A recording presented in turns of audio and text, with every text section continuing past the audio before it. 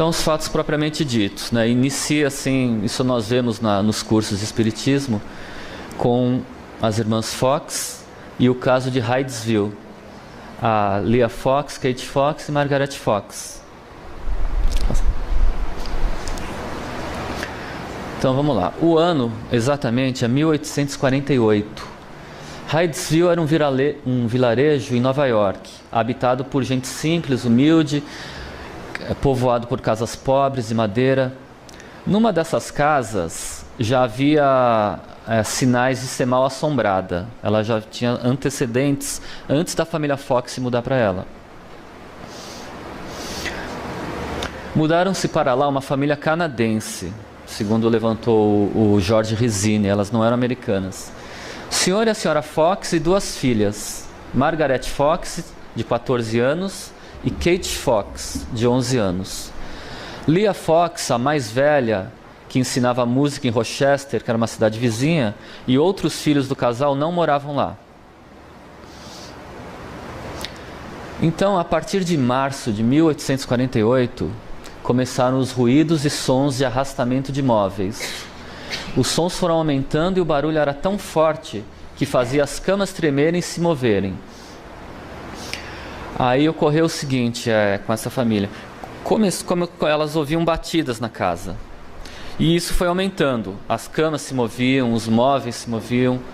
E uma certa noite, o barulho estava tão intenso que as crianças foram dormir na cama do casal, com medo, né? As meninas de 11, 13 anos, um pouco excitadas pela novidade e tal, mas com um pouco de medo. E aí eles começaram a investigar a casa de cima a baixo. O pai delas chegou a pegar a luz de velas, foi lá fora, porque desconfiava que alguém podia estar batendo, tal, mas não encontravam nada. E aí continuavam as batidas. Aí eles chamaram os vizinhos para ver, continuavam as batidas. Isso, né, aconteceu em 31 de março de 1848. Tal, isso aqui eu já falei. Aí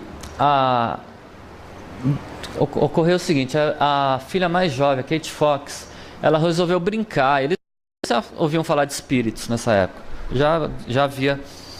Então ela, achando que pudesse ser uma alma de outro mundo, conversando, ela começou a brincar com o espírito. Ela começou a chamar ele de pé rachado. Ela falou: senhor pé rachado, imita o que eu faço. Aí ela dava um sinal com a mão, dois, e o espírito dava 2 batidas. Fazia 3, o espírito dava 3 batidas. Eles começaram a perceber que havia realmente,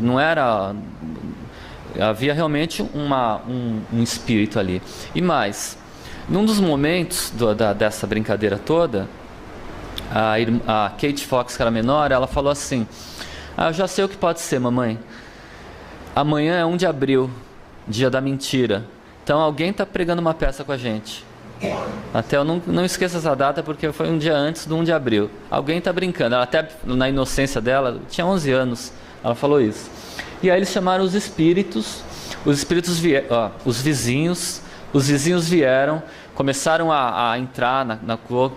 E aí eles começaram a estabelecer, talvez o que tenha sido a primeira comunicação através de batidas. Eles começaram a fazer alguma coisa assim, eu vou falar o alfabeto, A, B, C, D. Quando chegar na letra, o espírito faz uma batida. Aí começou A, B, C, D, uma batida. Tal. E assim, através dessa forma, eles foram compondo uma comunicação pela primeira vez na história. E no alfabeto, aí o espírito dá uma batida para entender. E começaram a conversar com o espírito dessa maneira. Foi os primórdios ali. Aí o espírito se identificou. Ele disse que chamava Charles Rosman. Ele havia sido assassinado naquela casa. Ele era um vendedor de bijuterias, de joias.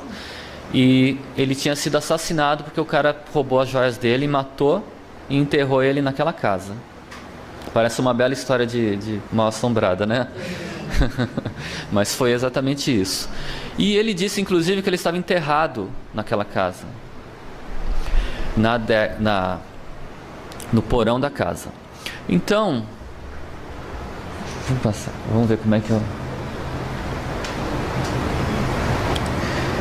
Então, assim, o que acontece? No dia, isso continuou.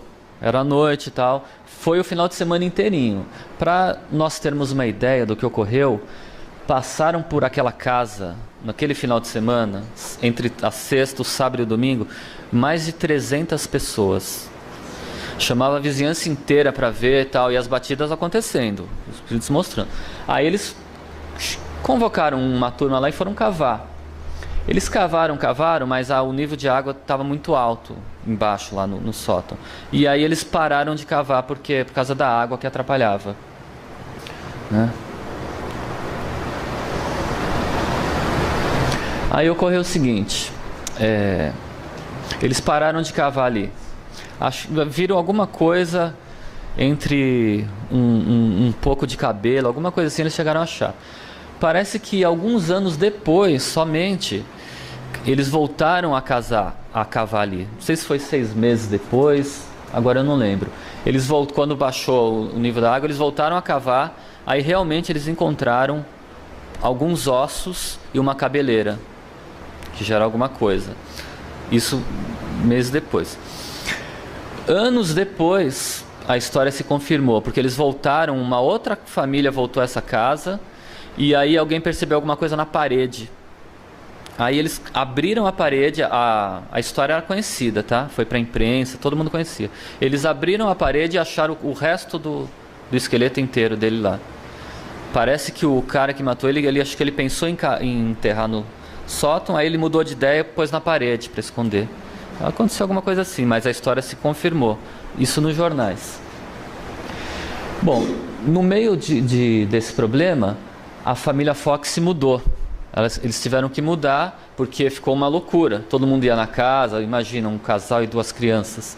Então eles tiveram que mudar de cidade, mas a mediunidade das irmãs Fox estava só começando. E o caso, como eu estava dizendo, 56 anos depois, em 22 de novembro de 1904, que encontraram o esqueleto quase completo. Estava prensado numa das paredes da adega. A imprensa noticiou essa confirmação.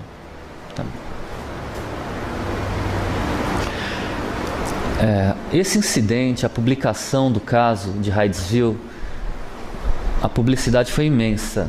Se espalhou por grande parte dos Estados Unidos e chegou até a Europa. Com a eclosão de médiuns de efeitos físicos, as famílias na América e depois na Europa se reuniam em torno de mesas procurando consultar espíritos e obter fenômenos inexplicáveis pelas leis conhecidas da física. Estava iniciado o período conhecido como espiritualismo moderno, ou neoespiritualismo, e batizado popularmente pelo fenômeno das mesas girantes. Okay? Isso a gente vê em aula, né? O espiritismo não existia ainda. O movimento das mesas girantes surgiu nos Estados Unidos a partir de 48, e em 1950 já haviam vários centros americanos dedicados ao moderno espiritualismo. Os próprios espíritos indicaram um método de comunicação. Bastava sentar-se em torno de uma mesa, colocando a ponta das mãos e recitar o alfabeto, que o pé da mesa se levantaria ou daria uma pancada quando pronunciava a letra certa. Antes de levantar um pé e dar a pancada, a mesa muitas vezes girava e levitava. Assim surgiu o nome de mesas girantes ou falantes. Então, assim, o pessoal se reunia em torno da mesa, colocava só a ponta dos dedos ali, e aí ia falando o alfabeto e os espíritos iam apontando. E iam realizando comunicações completas. Só que isso aí virou febre. Na maioria dos lares o pessoal fazia isso. Eles se reuniam à noite, vamos fazer Aqui a gente chegou a ter a brincadeira dos copos, não era? Eu pelo menos lembro disso. Que era meio, né, não é recomendado, mas se fazia. E o pessoal fazia isso com as mesas. Padres e sacerdotes tentavam exorcizar os fenômenos, que acreditavam ser obra do demônio, mas os espíritos faziam coro e diziam amém. A água benta já não resolvia. Deixa eu falar algumas coisinhas assim.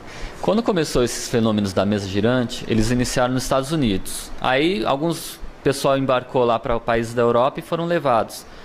A imprensa, a princípio, entendia os Estados Unidos naquela época que havia uma alma muito mística, eles acreditavam muito em coisas, fantasias, e os europeus tinham uma cultura mais adiantada. Então eles não acreditavam naquilo, achavam que era uma brincadeira.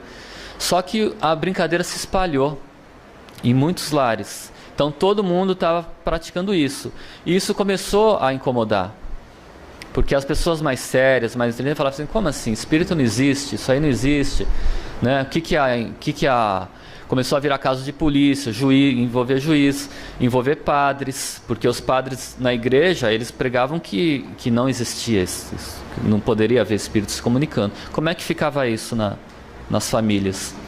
Todo mundo acreditando. E o pessoal começou a falar, não, e os espíritos davam informações, confirmavam a autenticidade.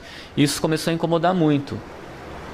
E aí alguns padres iam às vezes exorcizar, não, se não é como o pensamento era assim, até hoje ainda existe esse tipo de pensamento. Se não é, os espíritos não podem se comunicar, segundo algumas crenças. Se não é o espírito, se não é alguma coisa de Deus, então é do diabo, né? Se a gente falar hoje assim que é obra do diabo, até parece coisa infantil, mas a linha de raciocínio é essa. Se não é de Deus, então é do diabo. Então naquela época, mais ainda. Então os padres iam exorcizar, mas os espíritos não estavam nem aí para isso. Eles ainda brincavam e falavam amém. Dava comunicação dizendo amém com a água benta. A princípio, os jornais europeus noticiavam o fenômeno como fruto do misticismo americano. Porém, a novidade atravessou o Oceano Atlântico e, em fins de 1852, alguns médiuns americanos desembarcaram na Escócia. Da Escócia, o fenômeno se alastrou para a Inglaterra, a Alemanha e outros países da Europa. Curiosamente, a França foi um dos últimos países a aderir, somente em 1853. A França era um país top, né, da civilização, da cultura, da inteligência. Então, eles... Bom, enquanto isso aqui, para dar algumas notícias, no Brasil, no Rio de Janeiro, o Jornal do Comércio publicou em 14 de junho de 53 as primeiras notícias sobre a moda das mesas girantes na Europa. Outros jornais também noticiaram no Ceará, Bahia, Fortaleza, etc. Logo, pessoas se reuniram em torno da mesa e o Brasil também as viu girar, embora em menor escala. Tá? No Brasil, muito menos, mas algumas famílias também leram no jornal e foram ter que fazer também, mas em menor escala. Na Europa, nos Estados Unidos, se alastrou. A maioria das casas praticava. Se você, naquela época, não fazia isso, o seu vizinho fazia. Então trazia, tem uma média, com aquela pessoa a mesa funciona melhor, então ia, né? E isso é bem as mesas girantes essa época. Victor Hugo, para dar um exemplo, ele estava exilado da França por Napoleão III, né, o sobrinho do Napoleão, naquela época. Ele se encontrava na ilha de Jersey, na Inglaterra, quando tomou contato com as mesas girantes em setembro de 53. Recebendo comunicações de grandes escritores, como William Shakespeare e outros. E o Victor Hugo era um cara assim, era um grande cara da literatura, ele não aceitava qualquer comunicação. Né? Ele acreditava. Então, grandes espíritos da literatura se comunicavam, e ele inclusive William Shakespeare, e ele certificava daquela comunicação. Porque não é fácil imitar o William Shakespeare, né? Para a gente ter uma ideia. Então mas o Victor Hugo assumia. E diz que a obra dele também teve muita influência do espiritismo. Então, como nós falamos, nos salões de Paris, nos lares da Europa, na América, em toda parte apareceram médiuns e pessoas interessadas na importação americana. Aí, para os amigos que Zeus Van Tuyl, que foi filho de um presidente da FEB, ele publicou em 57 o livro As Mesas Girantes e o Espiritismo, no qual ele extraiu muitas informações de diversos autores estrangeiros que escreveram bem sobre isso na época, na Europa e nos Estados Unidos. Então, os amigos que quiserem se interessar para se aprofundar no assunto das mesas girantes, nós deixamos esse livro como indicação. Tá? Esse livro vai até o surgimento do Espiritismo.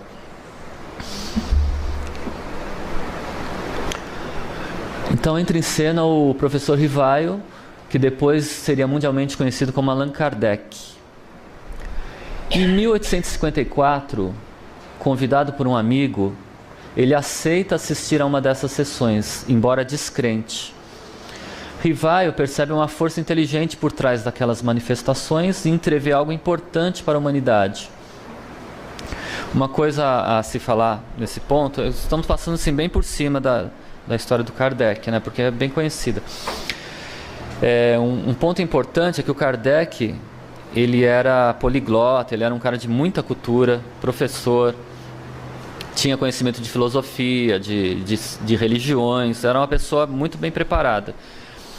E nessa época das mesas girantes, a maioria usava aquilo como diversão, mas uma minoria tomava aquilo com seriedade, tomava aquilo como alguma coisa mais importante para perguntar sobre as questões existenciais da vida, a questão da morte, a continuidade da vida, né? Nós aqui que somos espíritas, todo mundo está tranquilo em relação a isso, mas naquela época, né, para quem não era, então algumas pessoas tomaram esse tipo de preocupação. E muitos amigos do Allan Kardec, eles, para se ter uma ideia, eles anotaram 50 cadernos com perguntas aos espíritos e respostas, que eles, vários deles, juntaram esses 50 cadernos e entregaram para o professor Rivaio, para ele tomar conta daquilo, porque ele era a pessoa exata para isso.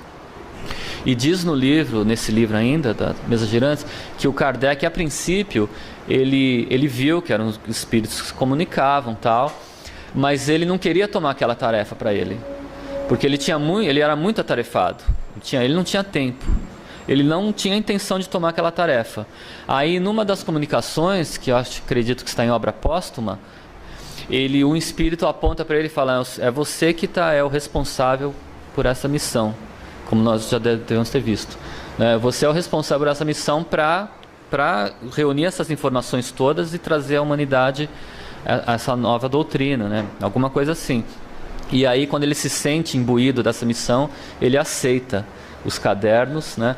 Entre os que deram os cadernos para ele estavam o Sr. Carlotti, Vittorio Sardou, Pierre Paul Didier, que foi o editor dos livros, e outros eminentes franceses que entregaram ao professor Rivaio os cadernos e que serviram de base para o Livro dos Espíritos.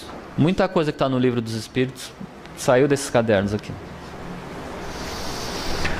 A partir dos 50 cadernos de comunicações e das sessões que realizou com dezenas de médiuns, obtendo mais informações sob a orientação da falange do Espírito de Verdade, publica o primeiro livro da doutrina espírita. Em 18 de abril de 1857, sob o pseudônimo de Allan Kardec, lança o Livro dos Espíritos. É a data oficial do início do Espiritismo, o Consolador prometido por Jesus, a terceira revelação à humanidade. Essa data é importante guardar, tá? O slide vai ficar na internet depois, o vídeo assim, aí a gente, tá? Vai ficar tudo disponível. Importante que isso aí é pergunta de aula, né? Tem alunos aqui? Tem alunos? Tem bastante? São alunos do Calu também? Todos os alunos do Calu? São alunos então, da vida, mas... Da vida, né?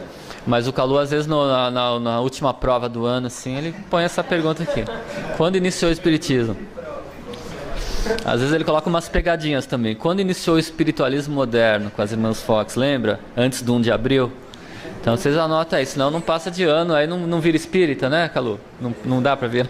Vai ter Enem Noel agora. Então tá bom.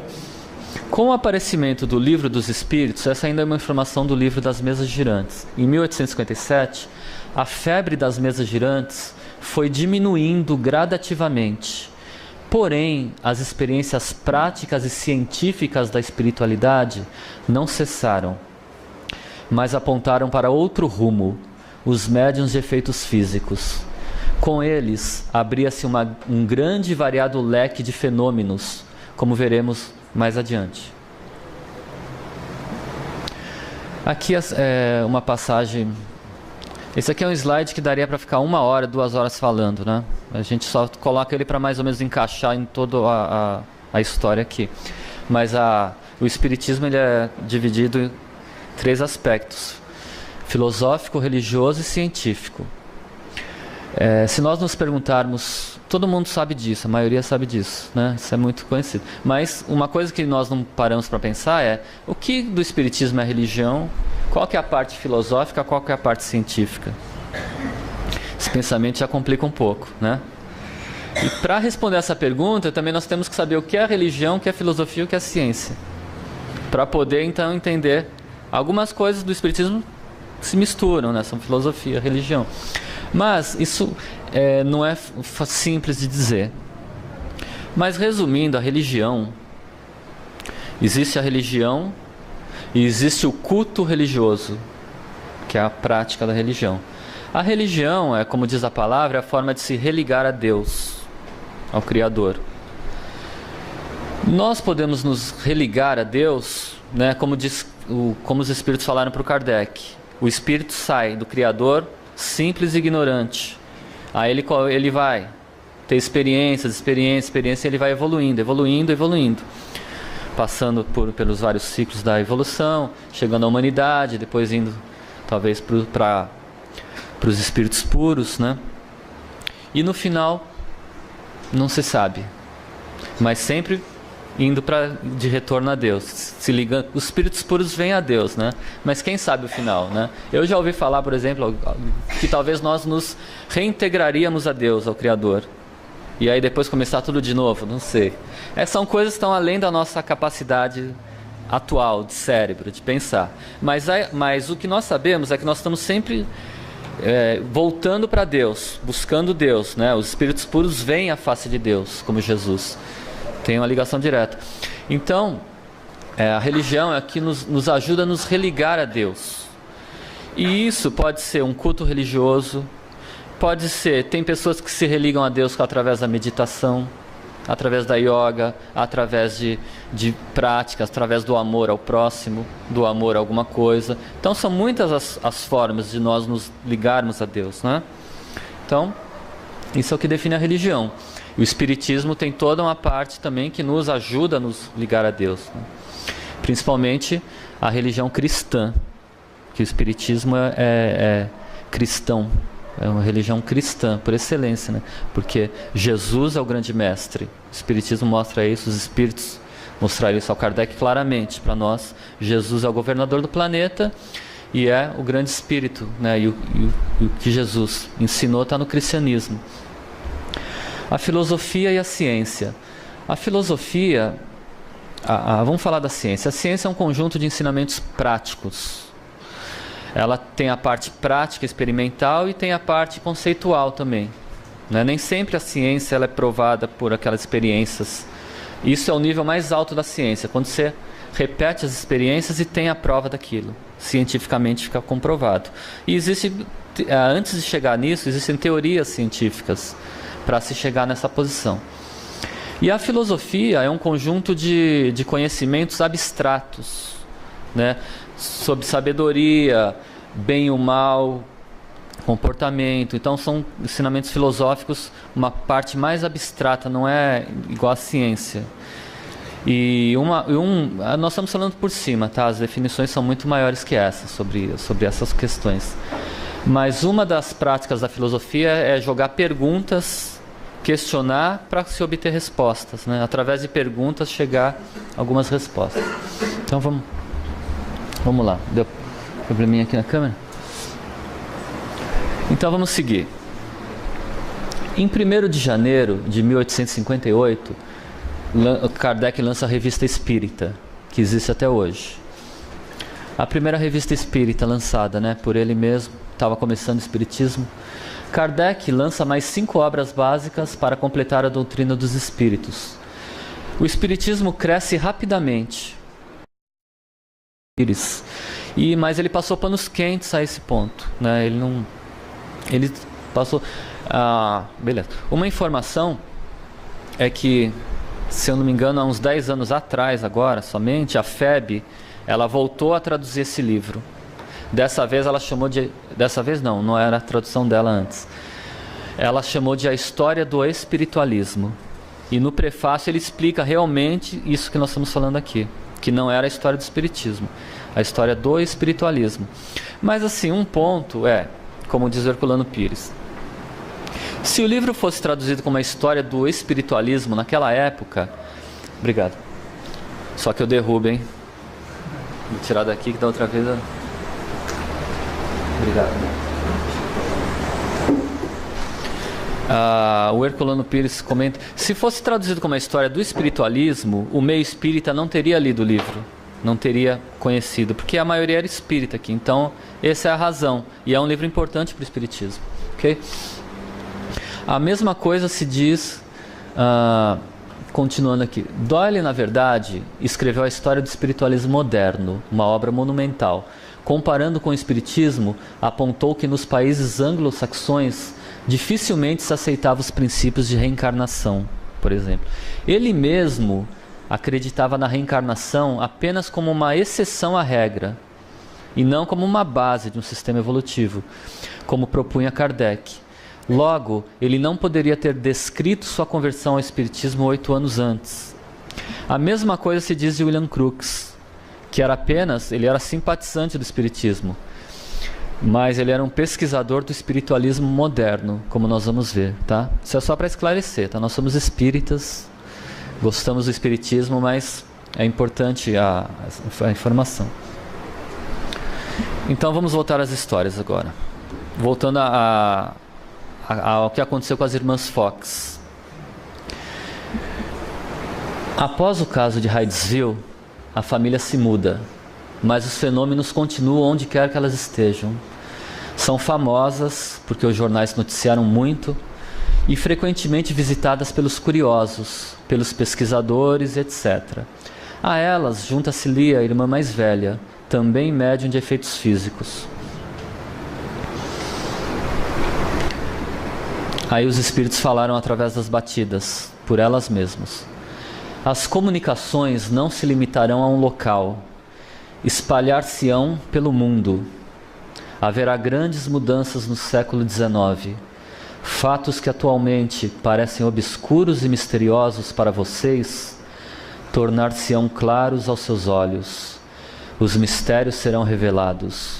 O mundo será esclarecido. Os espíritos sugerem às irmãs Fox que elas se apresentassem publicamente no Corinthian Hall, o maior auditório público de Rochester. Os espíritos mandam elas irem para mostrar as coisas, porque a espiritualidade estava se mostrando naquela época.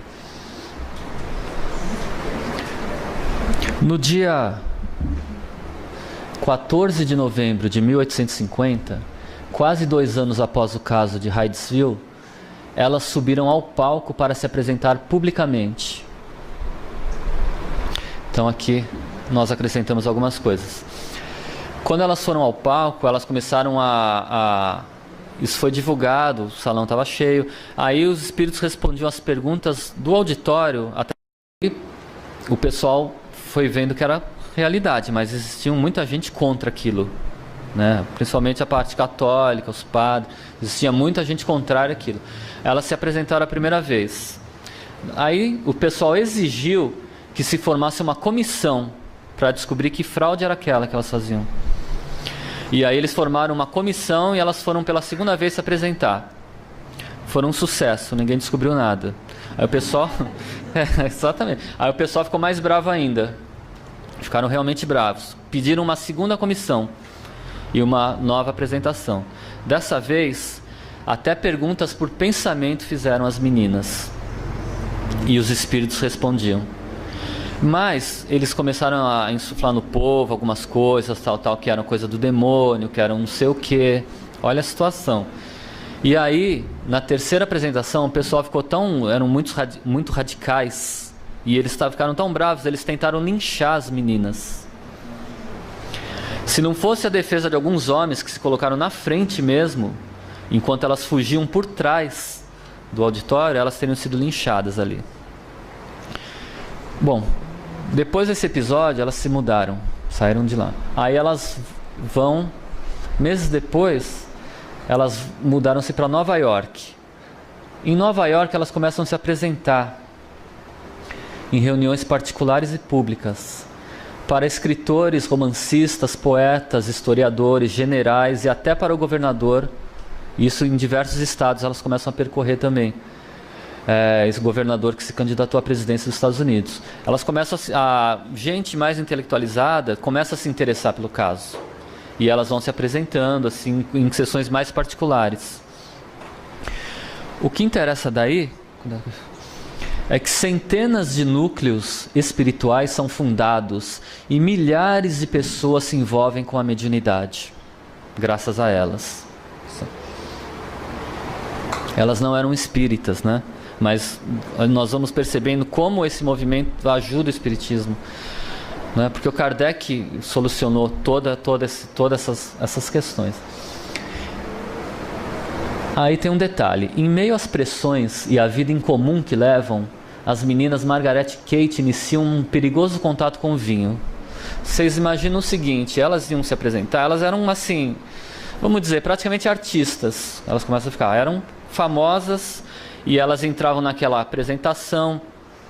Eles não deram informações sobre os pais, acho que os pais não estavam juntos, né? E a Lia Fox, que era a irmã mais velha, era a que percebia uma questão de missão. Era a que entendia aquilo como uma missão. Então ela empurrava as duas irmãs para continuar. E as três se apresentavam, principalmente as duas.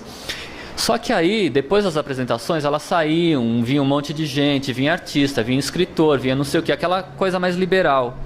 E nisso, elas começaram a tomar vinho, começaram a se envolver com nada contra o vinho, mas elas começam a iniciar um contato aí, né? Tudo que nós estamos falando, daqui a pouco a gente vai voltar a essas coisas, entendeu? Em 1852, Margaret Fox casa-se com um médico que não acreditava em espíritos. Era um cara famoso. Ele era de outra religião, não acreditava em espíritos. E ele começa a fazer a cabeça dela, dizendo que aquilo era coisa da cabeça dela, que não era verdade, que a irmã explorava elas financeiramente para ganhar dinheiro, porque parece que as sessões muitas vezes eram pagas, sessões públicas, né?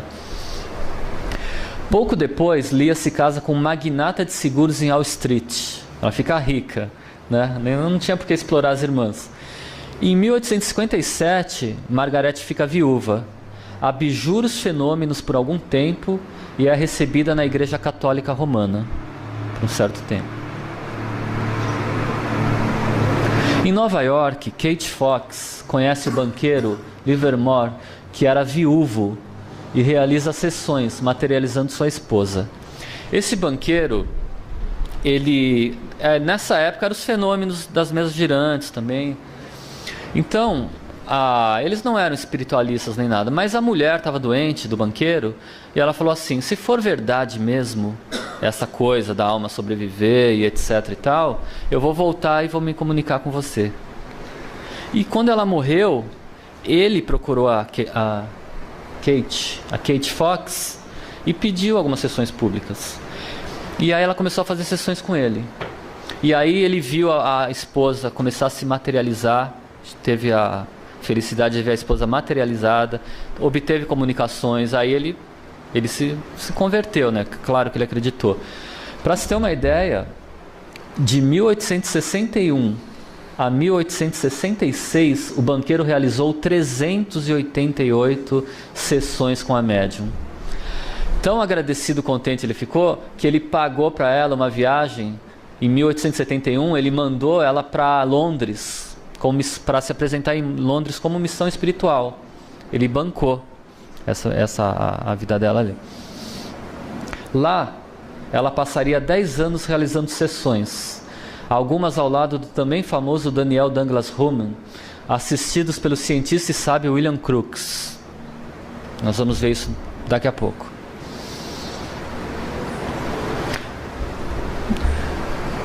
No seu segundo ano em Londres, Kate casa-se com o advogado Jenkins, espírita assumido. 9 anos após, ela ficou viúva com 2 filhos.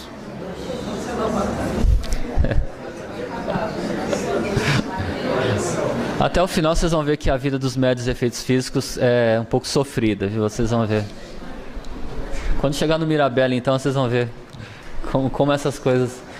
Bom, aí, em 76, a irmã dela, Margaret Fox, ela foi para Londres viver com ela. Ela estava viúva desde 57, né?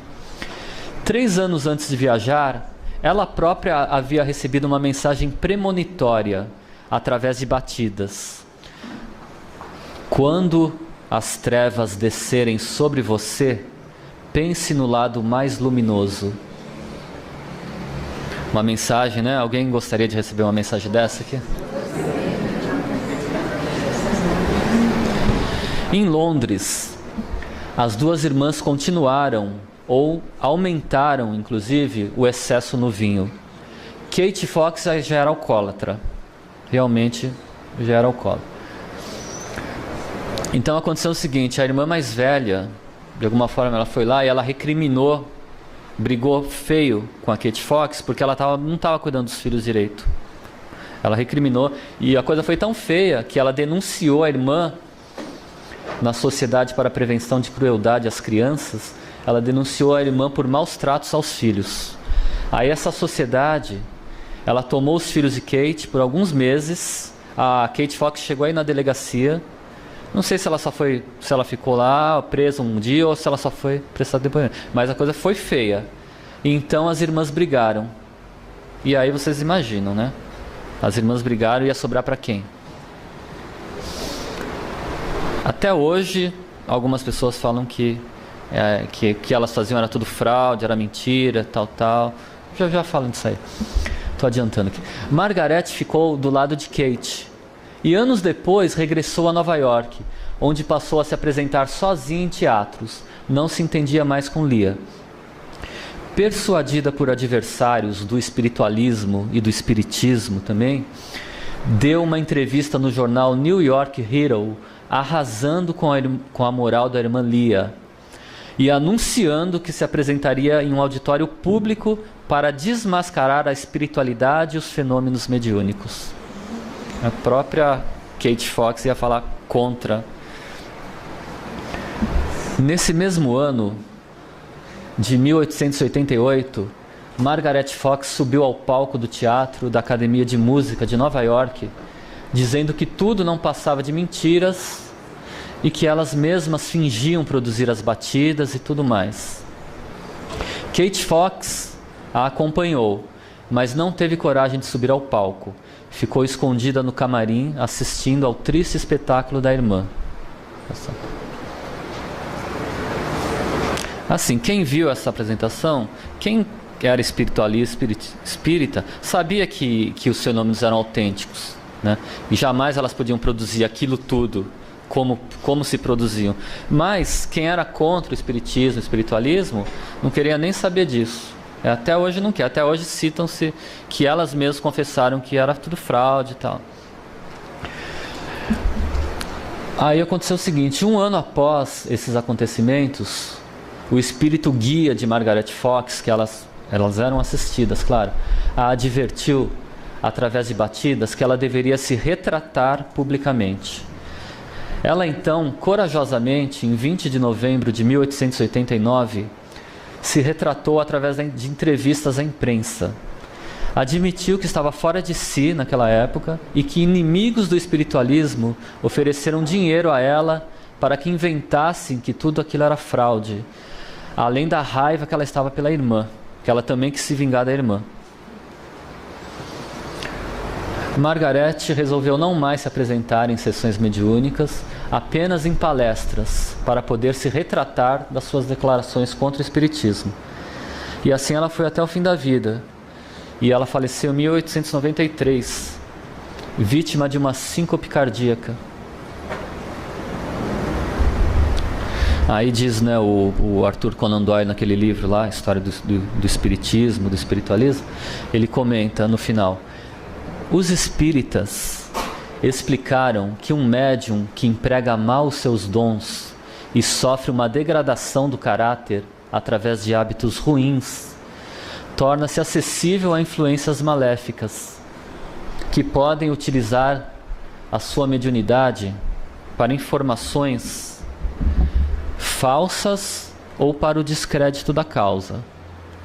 Isso é a explicação técnica que os espíritas deram. Realmente é isso. Mas o Conan Doyle foi mais bonzinho até, né? Ele diz o seguinte: descontando-se algumas sombras Ele comenta o seguinte: as irmãs Fox eram apenas meninas quando elas começaram. Imagina a situação delas, né? Elas tinham amparo da espiritualidade, mas elas seguiram por um caminho, se envolveram com vinho, e aí chegou um ponto que elas realmente caíram, mas elas não tinham aquela preparação, não tinham um conhecimento anterior, como nós temos hoje, para se precaver. Então, elas passaram por muita dificuldade. Descontando-se algumas sombras, as irmãs Fox prestaram, inegavelmente, um imenso serviço de propaganda e divulgação do espiritualismo moderno e da parte científica prática do espiritismo. Milhares de pessoas puderam crer nos espíritos e daí encontrar as explicações já solucionadas em Allan Kardec. E eram apenas meninas. Falta dentro. Tomar água.